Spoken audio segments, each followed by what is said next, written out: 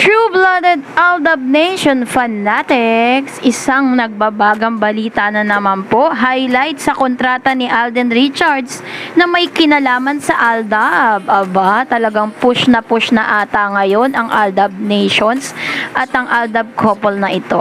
Ang mga balita na yan, pero bago yan, kung hindi ka pa nakasubscribe sa Artista Live Updates, please don't forget to like, share, and subscribe at i-hit mo na rin ang notification bell for more showbiz updates. And now, bago natin simulan ang ating masayang updates, nais ko po munang pasalamatan kayo ang mga Aldab Nation so continuously watching all our updates with regards to Alden Richards and Maine Mendoza. Dahil po dyan, narito naman ang ilan sa mga opinion at komento ng ating po mga legit viewers, legit subscribers, and legit na nagmamahal kay Alden Richards and Maine Mendoza. Kung saan itong si Alden Richards pinasole ang lumang kontrata sa GMA, muntik nang di matuloy. Aba, dito ang isa sa mga komento ni Miss G. Capuras.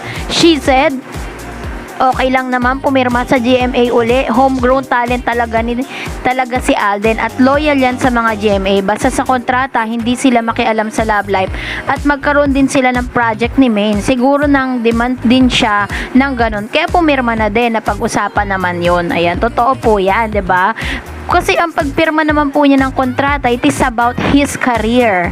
And I know na sana ay hindi nga po magkaroon ng conflict sa kanya pong buhay pag-ibig. And I know na hindi naman po talaga panghihimasukan ng GMA kung ano po yung magiging desisyon niya tungkol sa kanyang love life. That is our prayer now. And Miss Regina Cristel Limpo, ma'am, congratulations. Your analysis is very precise without being told what the contents are. We all know that the changes are pertaining to Maine, his wife, because he returned the contract without his signature, but revision after hearing Mr. M, I believe he has a hand in a new contract. It's wrong to say renewal because it's a new contract. Let's all trust in Alden. Just wait for the development. He brought Maine with him in the contract signing. Isn't that big sign of what the new contract contained? Definitely Maine will be included. God bless everyone, especially you, ma'am. Thank you po, Miss Regina Cristel Limpo.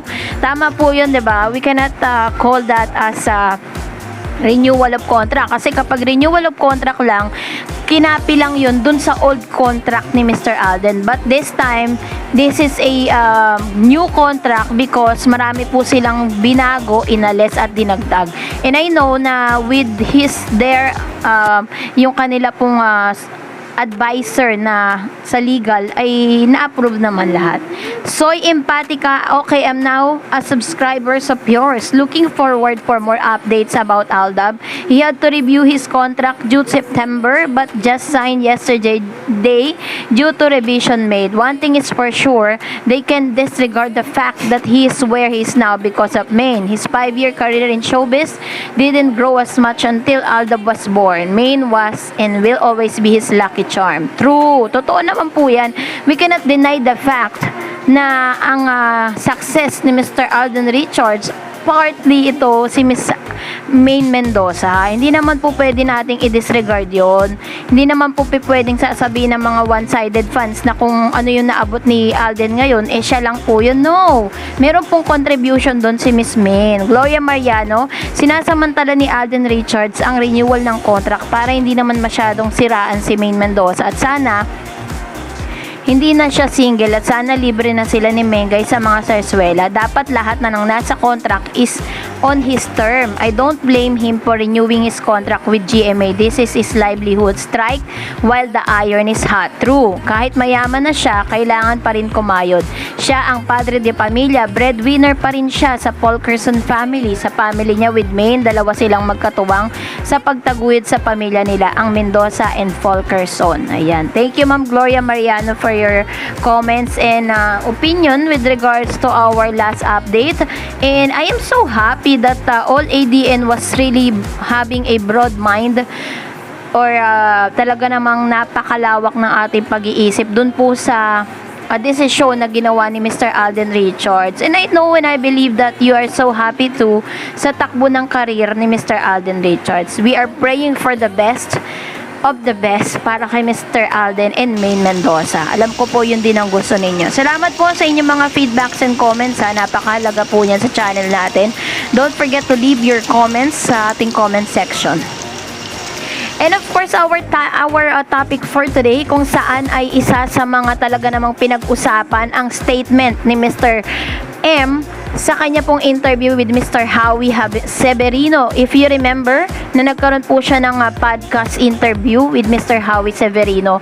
And he said that Mr. M, ibang network lumuhod sa Aldab. So, isa sa mga talagang pinupunteriya ni Mr. M ngayon ay ang Aldab. Kasi nakita niya yung greatest effect nito sa ibang mga network. Sabi niya sa kanyang interview, may ibinunyag ang isa sa mga big boss noon ng kapamilya na si Johnny Manahan tungkol sa ginawang pagpapasikat noon ng Aldab.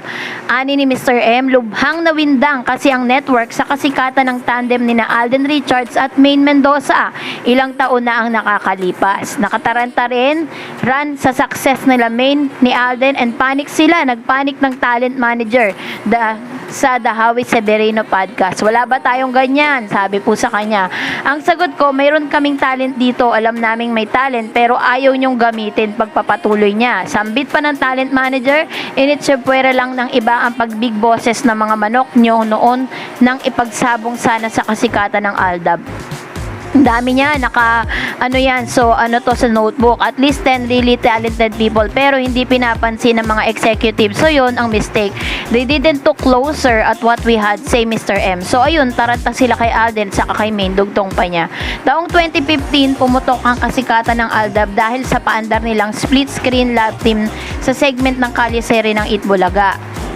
So matatandaan nga na dito po talaga ay sobra pong nagkaroon ng heart attack at panic attack ang lahat ng mga network, hindi lang ang ABS-CBN, even those networks na mga rival networks po ng GMA, ang TV5 at ang ABS-CBN. Kaya naman, isa sa mga talaga namang pinupuntirya or highlight sa kontrata ni Mr. Alden Richards ngayon, sa tulong po ni Mr. M, isa sa mga adhikain niya ngayon ay ang buhaying muli ang Aldab. Kasi po, matagal na pong nanahimik at matagal nang hindi pinagbibigyan ang request ng nakakaraming 41 million Aldab nations na nag-aantay ng muling pagsasama sa iisang proyekto ni Alden Richards and Maine. At ito na nga, lahat po ng dasal at lahat po ng mga hiling ng mga Aldab Nation na iba nga talagang sumakabilang buhay na at hindi na naantay, ito na po mangyayari na, sapagkat isa sa mga highlights na gusto mangyari ni Mr. Manahan, which is the GMA Artist Consultant, ay pagsamahing muli si Alden Richards and Maine.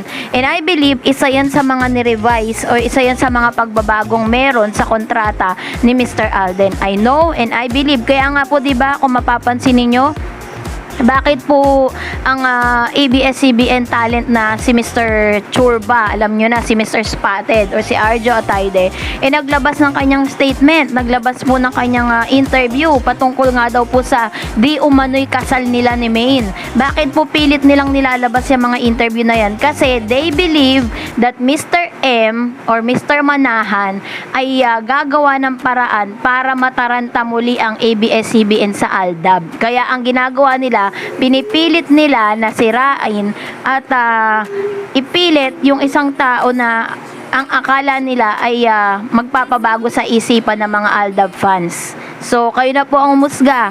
For more updates and videos, please don't forget to like and subscribe for more updates. Thank you for watching. God bless everyone. Stay safe!